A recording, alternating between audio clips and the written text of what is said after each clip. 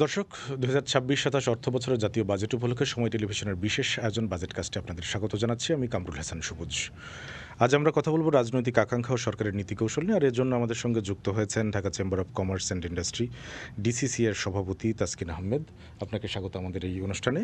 এবং আরও আছেন আমাদের সাথে বিজনেস মিরর পত্রিকার উপদেষ্টা সম্পাদক কাজী আজিজুল ইসলাম। আপনাকেও স্বাগত জানাচ্ছি।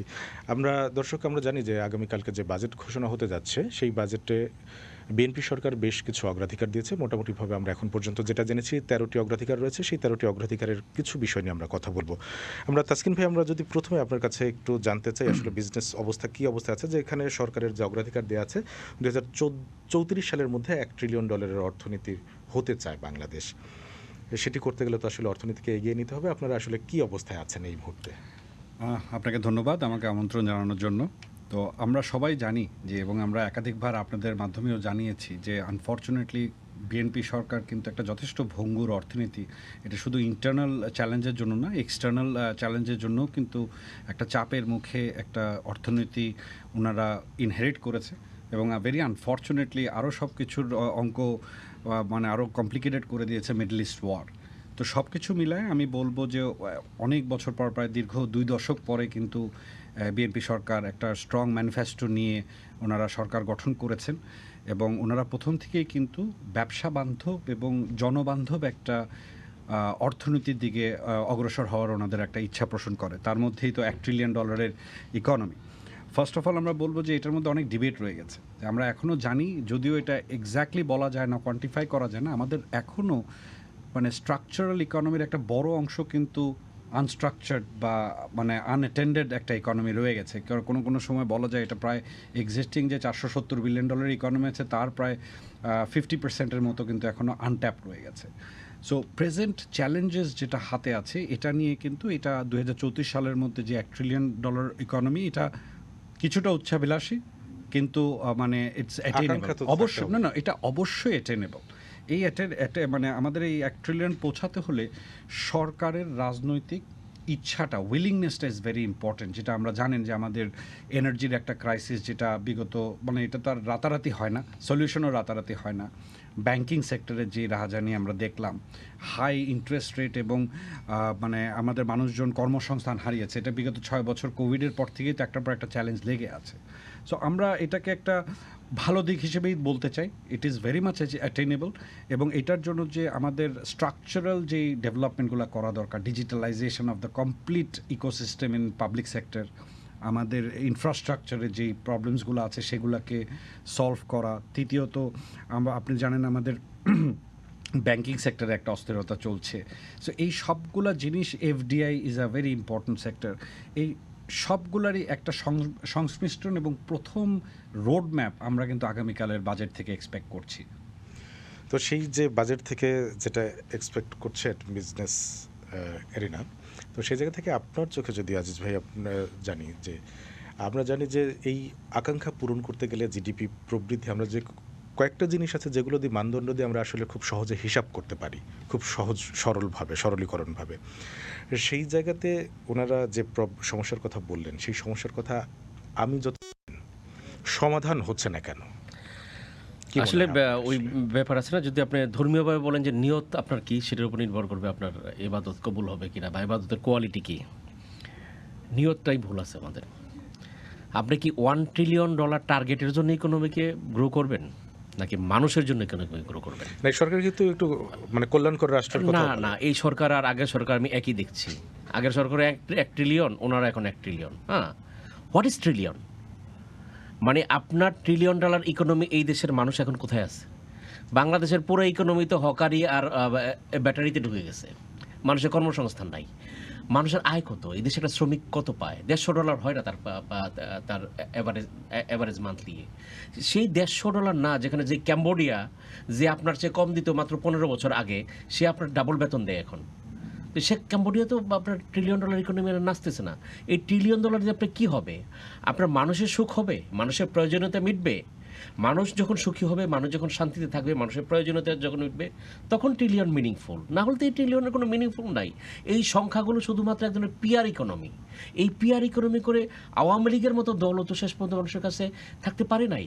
কারণ দেখেন এখানে আমাদের যে স্বাধীনতার নেতা বঙ্গবন্ধু শেখ মুজিবুর রহমান, উনি ছিলেন ওই পর্যন্ত কৃষক সমিতির জন্য ছিলেন। জিয়াউর রহমান সাহেব উনি যখন আসলেন বীরত্বমণি, উনি কিন্তু ওই যে সবুজ বিপ্লব কৃষকের জন্য থেকেছেন।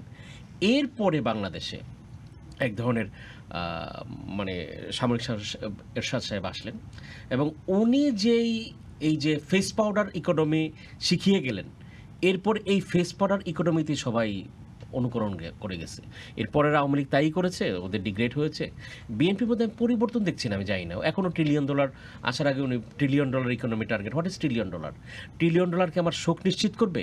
আমার মিনিমাম মানে আমার যে গ্লোবাল এজ আমার লেভেলে যারা আছে বাংলাদেশে 54 বছরের স্বাধীনতার পরে, আমরা কি এই লেভেলে আমার যে নিম্ন মধ্যবিত্ত, আমার যে বিত্তহীন, তারা কি ওই সুখে আছে? শুধু কৃষি কার্ড, কয়েকটা দুস্থকে আপনি মানে কয়েক লক্ষ দুস্থকে আপনি কার্ড দিলেন, তাতে আপনার ইকোনমি সাস্টেনেবল হয়ে গেল? এটা নো ওয়ে, এটা হতে পারে না। আমাদের কর্মসংস্থানটা তো তৈরি করতে হবে। সেই কর্মসংস্থান তৈরি করতে গেলে আপনারা যে সমস্যাগুলোর ভেতর ভোগেন, আমরা যেটা দেখছি যে একই সাথে যেমন জিডিপি প্রবৃদ্ধির আকাঙ্ক্ষা রয়েছে, $1 ট্রিলিয়ন ইকোনমি করার আকাঙ্ক্ষা রয়েছে, ঠিক একই সাথে কিন্তু সামাজিক সুরক্ষা খাতেও ব্যাপ্তি এবং ভাতার পরিমাণ বাড়ানো হচ্ছে। অর্থাৎ দুইটা কি আসলে দ্বিমুখী হয়ে গেল কিনা, মানে কর্মসংস্থান তৈরি করছেন? আপনাকে ধন্যবাদ। আমি রেসপেক্টফুলি আজিজ ভাইয়ের কথাটাকে সমর্থন করে, উনি একটু ম্যাক্রোভাবে হিউম্যান ইন্ডেক্স নিয়ে কথা বলেছেন। দেশ চালানো is not a very easy job. আপনার এখানে আপনারা $1 ট্রিলিয়ন ইকোনমি যেখানে বলেছেন, এটার সাথে কিন্তু ম্যানিফেস্টোতে 1 কোটি নতুন কর্মসংস্থান ক্রিয়েট করারও কিন্তু কথা সুস্পষ্টভাবে বলা আছে। শিক্ষা স্বাস্থ্য খাতের it is not only about business. আপনি শুধু ব্যবসা করলে কিন্তু হবে না, এর সাথে সাথে আমাদের গত 20 বছরে বা 25 বছরে আমাদের স্বাস্থ্য খাত, আমাদের শিক্ষা খাতেও কিন্তু যথেষ্ট অবক্ষয় হয়েছে। সো এটাকেও কিন্তু ওনারা একটা প্রায়োরিটিতে নিয়ে এসেছেন। সো আপনার সরকাররা যখন বসেন, আই এম শিওর যত সরকার এখানে অনেক সাকসেস অ্যান্ড ফেইলিয়ার্স অনেক কিছু ছিল, অনেক লং টার্মস রয়ে গেছেন। সাকসেসটা ডিপেন্ড করে যখন আপনি হলিস্টিক্যালি সব সেক্টরকে আপনি ডেভেলপ করবেন। আপনি ব্যবসাকে $1 ট্রিলিয়ন নিয়ে গেলেন, 1 কোটি নিয়ে গেলেন, কিন্তু সিকিউরিটি ডেভেলপমেন্ট যদি না হয়, শিক্ষার ডেভেলপমেন্ট যদি না হয়, স্বাস্থ্যের ডেভেলপমেন্ট যদি না হয়, বাট আমার কাছে মনে হয় যে মানুষ হিসেবে তো একটা অনুপ্রেরণা লাগে, একটা টার্গেট লাগে। সো আমি আমার সাইড থেকে বলবো যে দেখেন, একটা ভঙ্গুর অর্থনীতির যে অবস্থাটা 2026 সালের ফেব্রুয়ারি মাসে ছিল, এটা তো আমরা অস্বীকার করার কোনো উপায় নাই। আমি এত তাড়াতাড়ি প্রেজেন্ট গভর্নমেন্টকে মূল্যায়ন করাটা আমার কাছে মনে হয় ব্যক্তিগতভাবে ঠিক হবে না। We have to give them 2 to 3 years time. আপনি শুধু জনগণ না, এই দেশের মানুষ কিন্তু কোটি কোটি মানুষ ভোট দিয়ে এবার কিন্তু যে বাজেটের আমরা যেটুকু জানতে পেরেছি এখন পর্যন্ত, তাদের কিন্তু নীতিকৌশল অন্তত 5 বছর ব্যাপী করা হচ্ছে। এটা তো বোধহয় আপনাদের জন্য সুবিধা। দেখেন, অবশ্যই আমরা যেটা বলি বা আপনাদের মাধ্যমে আমরা দেখতে পাচ্ছি, এটা ওনারা সবসময় বলেছেন আমরা ইজ অফ ডুইং বিজনেস, এবং একটা ব্যবসা বান্ধব আর একটা জনবান্ধব, এই দুইটা ওয়ার্ডের মধ্যে কিন্তু সিগনিফিকেন্স আছে। আমি কিন্তু ব্যবসা বান্ধবের ক্রাইটেরিয়া থেকে যেটা বলছি, অবশ্যই ওনারা যেটা ব্যবসার মধ্যে যে প্রবলেমসগুলো আছে, অলরেডি স্টেপসগুলো গত 3.5 মাসে আমরা দেখেছি যে বাংলাদেশ ব্যাংক একটা রিফাইন্যান্সিং স্কিম আনার কথা বলছেন, ওনারা অনেকগুলা ছাড়ের কথা বলছেন, অনেকগুলা কর এবং ছাড় দিচ্ছে। এইটা যেমন আশা যোগায়, কিন্তু এটা তো শুধু আমাদের স্টেপ থেকে বললে শুধু আশা না, কিন্তু আজকে আপনি দেখতে হবে প্রায় বাংলাদেশের ইতিহাসের সর্ববৃহৎ বাজেট আগামীকাল পেশ করা হবে, এবং সর্ববৃহৎ টার্গেট অ্যাচিভ করার জন্য রেভিনিউ টার্গেট প্রায় 7 লাখ কোটি টাকার মতো অ্যাচিভ করার একটা লক্ষ্য নিয়ে ওনারা আসবেন। সরকার যদি আমাদের যে কাঠামোগত প্রবলেমসগুলো আছে, এই ডেভেলপমেন্ট কিন্তু ওভারনাইট প্রবলেম সলভ হবে না। একটা বাজেট দিয়ে আপনার এই বছরের যে বাজেট, এটার একটা প্রতিফলন কিন্তু নেক্সট বাজেটও থাকতে হবে, তারপরের বাজেটও থাকতে হবে। সো আমার কাছে মনে হয় উই আন্ডারস্ট্যান্ড দ্যাট এটা কিন্তু একটা পলিটিক্যাল গভর্নমেন্ট, মানুষের একটা ম্যান্ডেট আছে, এটা অনেক কিছু ওনারা দিয়ে দিচ্ছেন। সাথে সাথে কিন্তু আরও কড়াকড়ি করে, আমরা বারবার বলি কর জাল বাড়াতে হবে, আমাদের বা করের কাঠামোটাকে আরও সহজতর করতে হবে, ওই দিকগুলায় কতটুকু শক্ত এবং প্রবাবলি আনপপুলার হলেও দেশের মানুষের জন্য ভালো হবে, যেটা আমরা কালকে বাজেটে দেখার জন্য অধীর আগ্রহে আছি। সেই বাজেটে আজিজ ভাই, আপনি যেটা কর্মসংস্থান নিয়ে কথা বলছিলেন, মানুষের আয় নিয়ে কথা বলছিলেন, আমরা বিভিন্ন সময় যখন বিভিন্ন সভা সেমিনারে দেখি দুঃখিত যে বিজনেস অ্যারেনা থেকে কিন্তু একটা প্রশ্ন আসে যে আমি দক্ষ মানুষ পাই না, আমাদের শিক্ষা ব্যবস্থা, আমাদের স্বাস্থ্য খাতের যে অবস্থা, সেই যে বাজেটে বরাদ্দ কিংবা হচ্ছে বছরব্যাপী যে কার্যক্রম, সেটিকে কিভাবে দেখেন? আমি কর্মসংস্থান বৃদ্ধিতে কিংবা হচ্ছে মানুষের আয় বৃদ্ধিতে এটা আসলে কিভাবে আচ্ছা, ভূমিকা রাখে? এই যে আমি দক্ষ মানুষ পাই না, আমি প্রথমে একটু ধন্যবাদ এবং কৃতজ্ঞতা জানাবো তাসকিন সাহেবের কাছে। উনি বিজনেসম্যান, ব্যবসা বান্ধব কথা বলেন, কিন্তু উনি দারুণ কথা বলেছেন যে হোলিস্টিক। দেখেন, আমি মনে করি ব্যবসা বান্ধব শব্দটা এই দেশের সাইডলাইন হওয়া দরকার। অর্থনীতি বান্ধব হবে, অর্থনীতি বান্ধব ব্যবসা বান্ধব হবে, জনবান্ধব হবে। অর্থনীতি ব্যবসার প্রতি দায় থাকবে এবং জনগণের প্রতি দায় থাকবে। জনগণ ব্যবসা থেকে বিচ্ছিন্ন না, ব্যবসার বিরোধী না, আমি সেটা বলছি না। অর্থনীতি বান্ধব হতে হবে আমাদের দেশে। আমাদের এই চিন্তাটার ডেফিনেশনটা চলে আসছে। এই যে দেখেন যে আমি দক্ষ মানুষ পাই না, এই প্রশ্ন আপনার রাজনীতিকে জিজ্ঞেস করেন, এই প্রশ্ন আপনার ব্যুরোক্রেটদের জিজ্ঞেস করেন। ওনাদের দায়, ওনারা ধ্বংস করেছেন। আগে তো কিছু ছিল, ওনারা এই যে ব্যবসার নামে এই যে আমাদের শিক্ষার যে অধপতন করতে হয়েছে, ব্যবসা বান্ধব শিক্ষা হতে গিয়ে অধপতন হয়েছে। বিশ্বব্যাংক একসময় উপদেশ দিত, তোমাদের শিক্ষাগুলো দিতে পারো না, তোমরা এখন এগুলোকে প্রাইভেটাইজ করো। এখন তো নিশ্চয়ই আপনারা এই যে ওনাদের টাকায় কিন্তু ওনাদের মতো বিজনেসম্যান এবং ওনাদের টাকায় কিন্তু ব্যবসায়ীরা চলছে, কিন্তু ওনারাও সন্তুষ্ট না। আমাদের প্রাইভেট ইউনিভার্সিটিগুলোর মান নিয়ে বিভিন্ন কিছুতে এরকম ব্যবসা বান্ধব করতে গিয়ে আমরা এই অবস্থা তৈরি করেছি।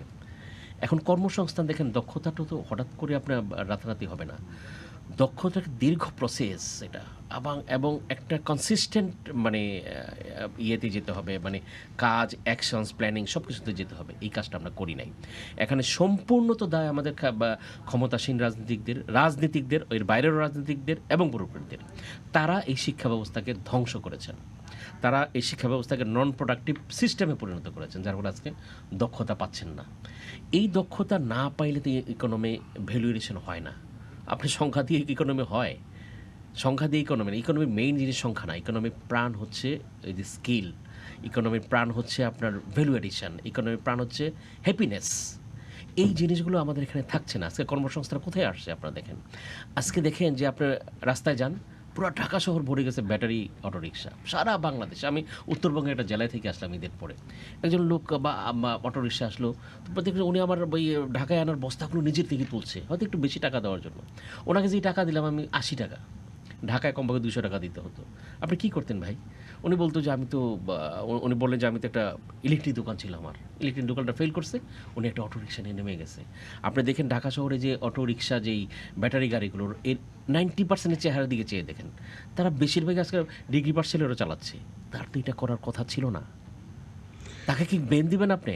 তাকে তো অন্য কর্মসংস্থায় নিয়ে যাওয়ার কথা ছিল। আমাদের দশকের পর দশক ধরে আইটির কথা গল্প শুনিয়েছেন, দশকের পর দশক ধরে আমাদের ওই বিভিন্ন বিদেশে বা পাঠানোর স্কিলের কথা বলেছেন। কমপক্ষে 40 দশক ধরে এইসব বক্তৃতা আমরা শুনছি, মানে 44 বছর ধরে শুনছি। আগের 10 বছর আমি বাদ দিলাম, প্রথম 10 বছর আমি ধরবো না। এখানে যেখানে বঙ্গবন্ধু শেখ মুজিবুর রহমান ছিলেন, জিয়া রহমান, বীরোত্তম ছিলেন, ওনাদেরকে আমি ক্রেডিট দেবো। ওনারা স্বাধীনতার সংগ্রামের সাথে সরাসরি যুক্ত ছিলেন, ওনারা যতটুকু করেছেন। এরপরে 44 বছর হিসাব নেন কে কী করেছেন। আজকে শুধু $1 ট্রিলিয়ন মিলিয়ে দিবেন, $1 ট্রিলিয়নের স্বপ্ন দেখে পরে আবার আপনারাও তো আবার 5 বছর পরে বিপদে পড়তে পারেন। প্লিজ রিকল ইট। মানে এই ইকোনমি একটা আসলে ওই মানে শুধুমাত্র টকশোতে বলে গেলাম, মানে খুব জনবান্ধব বা জনপ্রিয় হলো, এটাই ইকোনমি না। Economy is very critical thing এবং টেকসই হতে হবে সেটি। তাসকিন ভাই, আপনি যেটা বলছিলেন যে 1 কোটি মানুষের আসলে কর্মসংস্থান তৈরি করা হবে, এবং আমরা যেটা নিয়ে কথা বলছিলাম যে আপনারা প্রায়শই বলে থাকেন আসলে আপনাদের চাহিদা মতো জনশক্তি তৈরি হচ্ছে না। সেই ক্ষেত্রে আসলে এই ঘাটতিটা কেন? গ্যাপটা কি বেড়ে যাচ্ছে নাকি গ্যাপটা মিটিগেট হচ্ছে? দেখেন, আমরা বাংলাদেশের জনগণ, আমরা বাংলাদেশের নাগরিক। আমি জিনিসটাকে অন্যভাবে বলবো কি, যে পৃথিবীও কিন্তু গত 50 বছরে, 1 বছরে কিন্তু একটা ডিফারেন্ট পর্যায়ে অধ্যায় ছিল। যে আপনি যদি ওয়ার্ল্ড ওয়ার 2 আগের পৃথিবী অর্থনীতি বলেন, পোস্ট ওয়ার্ল্ড ওয়ার অর্থনীতি চেঞ্জ হয়েছে। এখন কিন্তু সারা বিশ্ব, it is no more a political world, it's an economic world. Economy will dictate that কোন দেশের পলিটিক্সটা কিভাবে হবে। আমরা দেশের জনগণ হিসেবে যেটা চাবো, যে দেশের রাজনৈতিক দল চেঞ্জ হবে। কেউ 5 বছর থাকবে, কেউ 10 বছর থাকবে, তারপরে আরেকজন আসবে, বিরোধী দল আবার পাওয়ারে আসবে। সেটা তো একটা চলমান প্রকৃতি। কিন্তু আমাদেরকে জুলাইয়ের অভ্যুত্থানটা আমরা দেখেছি, এটা কিন্তু কে ভালো কে খারাপ সেটা বলার কারণ না, কিন্তু আমাদের দেশ অর্থনীতির জন্য কিন্তু একটা ভীষণ বড় বিপদ টেনে এনেছে, এবং তার পরবর্তী 18 মাসে আমরা দেখেছি অর্থনীতি কীভাবে চ্যালেঞ্জের মুখে পড়েছে। তো আমাদের যেটা বক্তব্য, এই স্কিল ডেভেলপমেন্ট যে জিনিসটা বলেন, আমরাও যারা প্রাইভেট সেক্টরে আছি ভালো ভালো টেকনিক্যাল লোক পাই না।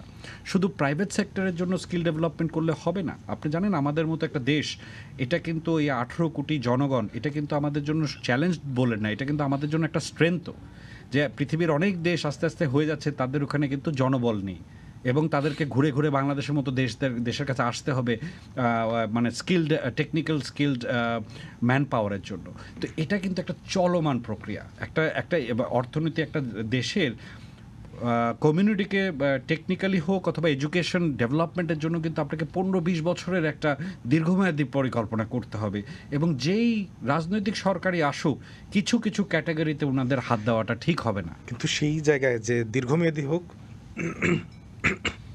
দুঃখিত, দীর্ঘমেয়াদী হোক এবং যে মেয়াদী হোক, স্বল্পমেয়াদী হোক বা মধ্যমেয়াদী হোক, সেই পলিসি করার ক্ষেত্রে কি আপনাদের অংশগ্রহণ কেমন থাকে?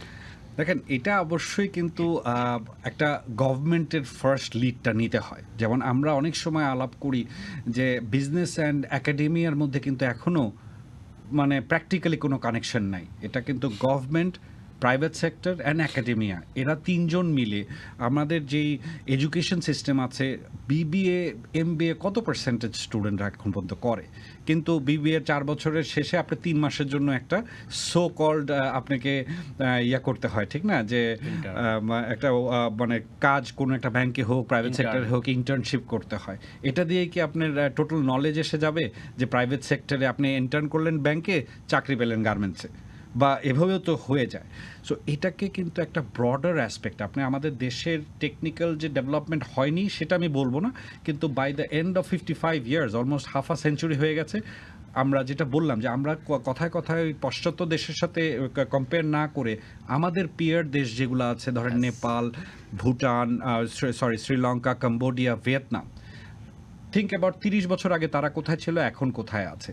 সো আমরা কেন এখানে, of course private sector will operate the way সরকার ওনাদেরকে ডাইরেকশন দিবে। আইন তো ভাই আমাদের ক্যান্টনমেন্টের ভিতরেও আইন আছে, আর বা মিডল ইস্টে গেলেও আইন আছে। এই আমরা বাংলাদেশিরা যখন বাংলাদেশে আসি আমরা আইন মানতে চাই না, কিন্তু আমরা যখন মিডল ইস্টে যাই আমরা সবসময় সোচ্চার থাকি যে আমার দ্বারা কোনো আইন ভাঙলো কিনা। সো আমাদের আইনের কোনো অভাব নাই, ইমপ্লিমেন্টেশনে গিয়ে আমাদের একটা ঘাটতি রয়ে যায়। এই দেশটাকে সামনের দিকে আগিয়ে নিয়ে গেলে $1 ট্রিলিয়ন ইকোনমি হোক আর 1 কোটি কর্মসংস্থান হোক, হোয়াট টাইপ অফ কর্মসংস্থান, কোয়ালিটি অফ দ্য কর্মসংস্থান, যেটা আজিজ ভাই যেটা বললেন যে মানুষের হিউম্যান মানে লাইফ এক্সপেক্টেন্সির একটা ডেভেলপমেন্ট তো প্রয়োজন, এটার সাথে এটার কথা সম্ভবত উনি বোঝাতে চেয়েছেন যে এটারও একটা ক্লিয়ার রোডম্যাপ থাকা উচিত, যে আগামী 5 বছরের মধ্যে আমরা আমাদের যে লাইফ এক্সপেক্টেন্সিতে কতটুকু ডেভেলপমেন্ট আনতে পারি। সে ডেভেলপমেন্টের কথা যদি বলি, আজিজ ভাই আপনার অভিজ্ঞতা থেকে আসলে আমরা সবসময় স্বল্পমেয়াদী নীতি কৌশল নিয়েই দেখেছি এগিয়েছে, এবং রাজনৈতিক সদিচ্ছার কথা আপনি প্রথমেই বলেছেন। এই সদিচ্ছা এবং জনগণের প্রতিশ্রুতি দেয়া, প্রতিবার কিন্তু জনগণের প্রতিশ্রুতি দেওয়া হয়, আকাঙ্ক্ষার কথা শোনানো হয়, যখন ব্যত্যয় ঘটে তখন আসলে দায় নিতে চায় না। এই দায় মুক্তিটা আসলে কিভাবে, দায় মুক্তির থেকে সরে আসা যায় কিভাবে? এই দায় মুক্তির জন্য বোধহয় আমাদের আরও অনেক বড় মূল্য দিতে হবে। কারণ আপনি দেখেন সেই 24 আগস্ট, এটা কিন্তু ছোটোখাটো কোনো ঘটনা না। অনেকে হয়তো যারা এটার ভিকটিম হয়েছে তারা এটা উড়িয়ে দিতে চাচ্ছে, এবং যারা এটার সুবিধা হয়ে হয়তো ক্ষমতায় আসছেন তারা হয়তো এটাকে একটু খুব টেকনিক্যালি সাইডলাইন করতে চাচ্ছেন, বা আবার একটু সার্ভ করতে চাচ্ছেন। নো, দেখেন এই যে আপনার আগস্টটা হলো কীভাবে, আমি একটু ভূমিকা নিয়ে শুরু করছি। আগস্টটা হলো একটা শব্দ দিয়ে, বৈষম্য। একটা শব্দ, এটা কোনো অর্থনৈতিক শব্দ, রাজনৈতিক শব্দ। এই বৈষম্য শব্দ দিকে বাংলাদেশ স্বাধীন করেছিলেন, মানে বাংলাদেশের স্বাধীনতার অন্যতম ডাকে ছিল বৈষম্য। সেই বৈষম্য শব্দটা দিয়ে 24 আন্দোলন হলো। তাহলে বৈষম্যর কথা তো আপনারা শুনেছেন, যখন আওয়ামী লীগের শেষ সময়টা সে প্রধানমন্ত্রী নিজেও স্বীকার করতেন যে হ্যাঁ বৈষম্য আছে, আমরা স্বীকার করি, এসে কীভাবে ট্যাকেল করতে দেখা করে পারেন নাই, উনি না পারার মূল্য দিতে হয়েছে। এখন এই যে বৈষম্য নিয়ে আপনি ভাবতেছেন, তারপরেও স্বল্পমেয়াদী চিন্তা, তারপরও অদূরদর্শী, মানে এটার পরিণতি কী হবে? এটার পরিণতি খুবই খারাপ হবে। আমাদের অর্থনৈতিক বৈষম্য কিংবা ভোগ বৈষম্য যেটাই বলি সেটা তো বাড়ছে, কমছে কি? অবশ্যই বাড়ছে। আপনি দেখেন এই যে আজকে অর্থনৈতিক অবস্থা খারাপ এটা আজকে হয় নাই, এটা কিন্তু আওয়ামী লীগের আমলে শুরু হয়েছে 2021 সালে। এবং এটার জন্য আওয়ামী লীগের হয়তো ব্যাপারটা কি, আমাদের যে 2021 সাল থেকে ইকোনমির দুর্বলতা প্রকাশ হয়েছে, মানে করোনার পরে, তখন হঠাৎ করে ডিভ্যালুয়েশন হয়ে গেল বিভিন্ন কারণে, আওয়ামী লীগ মানে ম্যানেজ করতে পারলো না তারা। কিন্তু তারপরে 24-এ একটা ইয়ে হলো, তারপরে এই মাঝে যে ইন্টারিম গভর্নমেন্ট, ওনারা একটু মানে ব্যালেন্স শিটটা ঠিক রাখতে পেরেছেন, মানে ফ্লো ইয়েটা, ইকোনমিস্টের একটা গ্রুপ ছিল, ওরা পেরেছেন, কিন্তু ওনারা কোনো কর্মসংস্থান, বিনিয়োগ এগুলো তেমন কাজ করতে পারেন নাই। এরপরে বিএনপি আসলে ইনহেরিট সমস্যা নিয়ে। এখন ইনহেরিট সমস্যা নিয়ে উনি কি বেঁচে যাবেন? নো, কারণ ওনারা 2বার আগে শাসন করেছেন, ঠিক আছে? বাংলাদেশের রাজনীতি ওদের স্টেক আছে, দায় আছে এবং প্রতিশ্রুতি আছে। আমরা সমস্যা নিয়ে এসেছি, আমাদের ইনহেরিট সমস্যা আছে, এটার জন্য কিন্তু মানুষ ওনাদেরকে মুক্তি দিবে না। আমরা শেষের দিকে আজিজ ভাই, আমি একটু এই যে যেখানে করাপশনের কথা আসলো, দুর্নীতির কথা আসলো, সেখান থেকে একটু বলতে চাই যে আসলে এই দুর্নীতি দূর করার জন্য আমরা বিভিন্ন সময় বিভিন্ন প্রতিষ্ঠানের উপর আসলে দায় চাপাতে দেখেছি। তো সেই জায়গা থেকে রাজনৈতিক প্রতিশ্রুতিটা কতটুকু শক্তিশালী ভূমিকা রাখতে পারে? সেটাই সব আপনার রাজনৈতিক পরিস্থিতি। আমি কালকে একটা কথা একজন শুনছিলাম যে চীনে আমাদের দেশে ওই যে অর্থনীতি আদালতে মামলা হয় তো ওই মামলার মধ্যে আছে না যে গিলটি অর নট গিলটি বলার সুযোগ দেয়। চীনে এই ধরনের তসরিপের পরে গিলটি অর গিলটি মানে পানিশমেন্ট ফাইনাল। আমাদের এখানে বিভিন্ন কথার মার পেঁচে আমরা দুর্নীতিকে টিকিয়ে রাখার সিস্টেমটাকেই চালিয়ে যাচ্ছি এবং চালিয়ে যাওয়ার ইচ্ছা পোষণ করছি। এবং দুর্নীতি হঠাৎ করে আপনি মানে এটা ফকিরের ফুয়ের মতো না যে ফু দিলে নড়ে যাবে।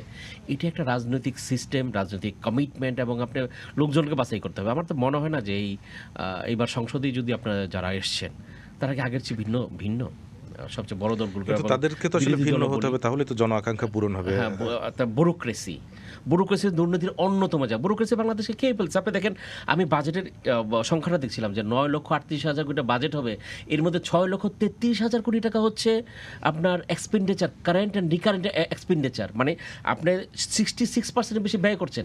সেই সরকারি কর্মকর্তা, ব্যুরোক্রেসি এবং সরকার, তাদের স্কিল কি, তারা কি ডেলিভারি দিচ্ছে, কি আউটপুট তৈরি করছে, মানে এটা যদি আমরা নিশ্চিত না করতে পারি তাহলে আপনার কোনো কিছুতে হবে না। শুধুমাত্র এই টেলিভিশন টক শো আর এই আপনার বক্তৃতা দিয়ে কোনো কাজ হবে না, সমস্যা চলে আসবে একটা সময়। ঠিক আছে তাসকিন ভাই, একদম শেষ আমরা খুব এক কথা যদি শুনতে চাই আর কি, যে আয় বৈষম্যের কথা বলা হচ্ছে, সেই আয় বৈষম্য কমাতে গেলে আসলে আপনাদের পরামর্শটা কি, খুব ছোট করে যদি বলেন, আমরা 30 সেকেন্ডের। দেখেন, এই আয় বৈষম্যটা কমাতে গেলেও কিন্তু আপনাকে একটা দীর্ঘমেয়াদী 5 বছর উইল বি, আমার মতে এটা একটা অল্প সময়, অ্যাটলিস্ট একটা 10 ইয়ার প্ল্যানিং লাগবে। এবং ইটস ভেরি ডিফিকাল্ট দ্যাট আয় বৈষম্যটা কমানোর জন্য যে একটা, আমরা সবসময় বলেছি আমাদের মানে নীতির ধারাবাহিকতা একটা কিন্তু বড় একটা সমস্যা রয়ে যাচ্ছে, ঠিক আছে?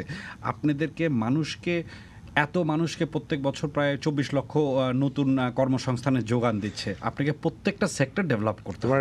সব সেক্টরে আসলে দীর্ঘমেয়াদী একটা প্ল্যান দরকার আছে। আপনার আমাদের এই অনুষ্ঠানে যোগ দেওয়ার জন্য আপনাদের দুজনকেই অসংখ্য ধন্যবাদ। Thank you. দর্শক, জাতীয় বাজেট উপলক্ষে সময় টেলিভিশনের এই যে বিশেষ আয়োজন বাজেটকাস্ট, এটি আজকেই শেষ পর্ব। আমরা অন্য কোনো দিন অন্য কোনো বিষয় নিয়ে আবারও আপনাদের সামনে হাজির হব। সে পর্যন্ত ভালো থাকুন, সুস্থ থাকুন, সঙ্গে থাকুন সময়ের।